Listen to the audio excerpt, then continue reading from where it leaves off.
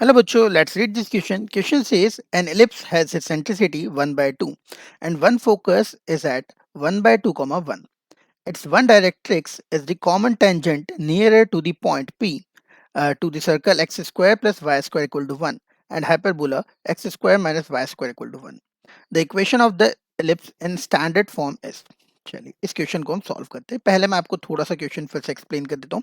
एक एलिप्स की इक्वेशन निकालनी है हमको जिसकी सेंट्रिसिटी 1/2 है, जिसका फोकस 1/2, 1 है। उसके बाद हमको बोल रखा है कि एलिप्स की जो एक डायरेक्ट्रिक्स है, वो डायरेक्ट्रिक्स इस सर्कल और इस हाइपरबोला की कॉमन टेंजेंट है। कॉमन टेंजेंट भी कौन सी वाली? जो कि पी पॉइंट के पास में होगी। ठीक है, तो हमको एलिप्स की इक्वेशन बतानी है। चलिए स्टार्ट करते हैं हम लोग। तो सबसे पहले तो मैं कॉमन टेंजेंट निकालने वाला हूँ सर्कल और हाइपरबोला की। तो अगर आप ध्यान से देखोगे तो ये सर्कल है x square plus y square equal to 1। ये वाला पॉइंट हो जाएगा अपना 1,0 और ये वाला पॉइंट हो जाएगा हमारे पास -1,0। और जो हाइपरबोला है उस हाइपरबोला की इक्वेशन हमारे पास ये है, अगर आप ध्यान से देखेंगे तो x square minus y square equal to 1, x square minus y square equal to 1। तो इनकी जो कॉमन टेंजेंट है वो हमको निकालने की जरूरत नहीं है, वो हम लोग डायरेक्टली यहाँ पे देख के बता सकते हैं। ये हुई कॉमन टेंजेंट जो कि होगी एक्स इक्वल टू 1 और ये हुई कॉमन टेंजेंट जो कि हुई एक्स इक्वल टू -1। ये दोनों इसकी कॉमन टेंजेंट हो गई। अब हमको एलिप्स की इक्वेशन बतानी है। एलिप्स कुछ इस टाइप से होगा, इसका कुछ सेंटर होगा अल्फा कॉमा बीटा मान लेते हैं। इसका हमको एक फोकस दे रखा है दैट इज 1/2, 1। अब हमको वो वाली टेंजेंट लेनी है जो 1/2, 1 के क्लोज होगी। तो आप देख सकते हैं ये वाली टेंजेंट जो होगी वो इस वाले के क्लोज होगी। ठीक है, तो ये पी पॉइंट है जो कि आपको बोल रखा है फोकस है। तो हमको ये वाली टेंजेंट लेनी है एक्स इक्वल टू 1। अब ये एक्स इक्वल टू 1 जो है वो आपको बोल रखा है कि इसकी डायरेक्ट्रिक्स है, डायरेक्ट्रिक्स है। अच्छा, एलिप्स की सेंट्रिसिटी हमको 1/2 दे रखी है। ठीक है, चलिए स्टार्ट करते हैं आगे। तो हमको ये पता है कि distance between focus and directrix होता है a अपॉन ई माइनस ए ई। और अगर ये डिस्टेंस आप यहाँ से निकालो तो ये डिस्टेंस यहाँ से लेके यहाँ तक 1/2 होगा, क्योंकि ये 1/2 पॉइंट है एक्स की वैल्यू और ये एक्स की वैल्यू 1 वाली लाइन है। तो this will be equal to 1/2। Eccentricity हमको ऑलरेडी 1/2 दे रखी है, उसकी वैल्यू यहाँ पुट कर देते हैं हम। तो 2e minus a/2 is equal to 1/2। This will give you 3a/2 equal to 1/2। तो यहाँ से हमारे पास a की वैल्यू आ गई 1/3।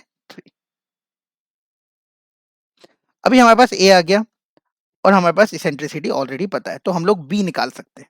ठीक है, तो eccentricity is equal to 1/2 is equals to under root 1 minus B square upon A square. तो स्क्वायर कर देंगे तो 1/4 इज इक्वल टू 1 माइनस 1/3 का स्क्वायर करेंगे तो ऊपर आ जाएगा 9b स्क्वायर। तो 9b square will be equals to, इसको इधर लाके माइनस करेंगे तो 3/4। तो b will be equals to 1/2 under root 3। तो a आ गया, b आ गया। अब हमको बात करनी है इसके सेंटर की, हमको सेंटर निकालना है। ए बी आ गया, अब हमको सेंटर निकालना है जो हम नेक्स्ट पेज पे करेंगे। चलिए, तो अपने पास ए आ गया है, बी आ गया है। मैं यहाँ पे लिख देता हूँ ए अपने पास जो आया है दैट इज 1/3, बी जो हमारे पास आया है दैट इज 1/2√3। एसेंट्रिसिटी हमको ऑलरेडी पता है 1/2। अच्छा, हमको अल्फा कॉमा बीटा इसका सेंटर निकालना है। हमको फोकस पता है, फोकस हमको 1/2, 1 दे रखा है। ठीक है, और ये यहाँ पे इस हमको डायरेक्ट्रिक्स दे रखी है।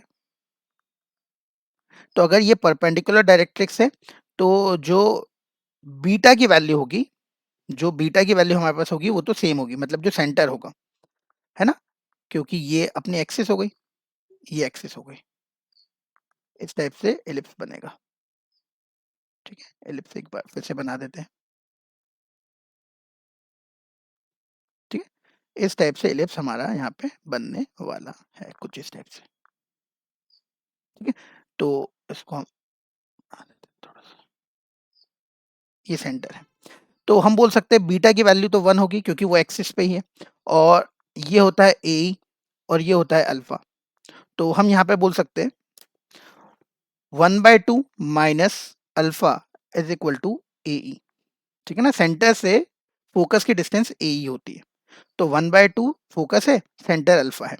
अच्छा, ए की वैल्यू, ई की वैल्यू हमको सब पता है, तो 1/2 minus alpha is equal to ये 1/3, ई है 1/2, तो अल्फा की वैल्यू हमारे पास रहेगी 1/2 minus 1/6, this will be equals to 3 minus 1/6, that will be equal to 1/3। तो हमारे पास सेंटर आ गया है, तो सेंटर आ गया है हमारे पास 1/3, 1, और हमारे पास ए और बी पता है। तो इक्वेशन ऑफ एलिप्स होगी, equation of ellipse x minus 1/3 का whole square upon A square plus y minus 1 का whole square upon B square is equals to 1। ठीक है, तो ये 9 हो जाएगा, ये 9 ऊपर चले जाएगा, ये यहाँ पे हो जाएगा 9x माइनस 1/3 का होल स्क्वायर प्लस यहाँ पे हो जाएगा 4 इंटू 3 12, 12 y माइनस 1 का whole square is equal to 1। चलिए ऑप्शन चेक करते हैं, तो ऑप्शन नंबर बी इसका बिल्कुल करेक्ट आंसर आ रहा है। आप देखिए एक्स 9x माइनस 1/3 का whole square plus 12 y minus 1 का होल स्क्वायर इक्वल टू 1, यही हमारा आंसर इस क्वेश्चन का आया था। तो इस क्वेश्चन का आंसर हो गया option number B. I hope आपको समझ में आया होगा। Thank you very much.